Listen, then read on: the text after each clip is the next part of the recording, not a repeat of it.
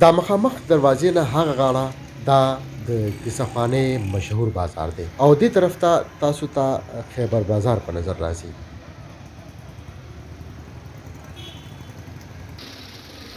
او دغه د علم و ادب او قانون وغیره ستره کتابخانه ده، کوم کې چې تاسو ته د هر فکر و نظر او د پښتو انګریزي سره د نورو ګڼو ژبو علمي، ادبي، سیاسي، قانوني کتابونه به ملاویږي.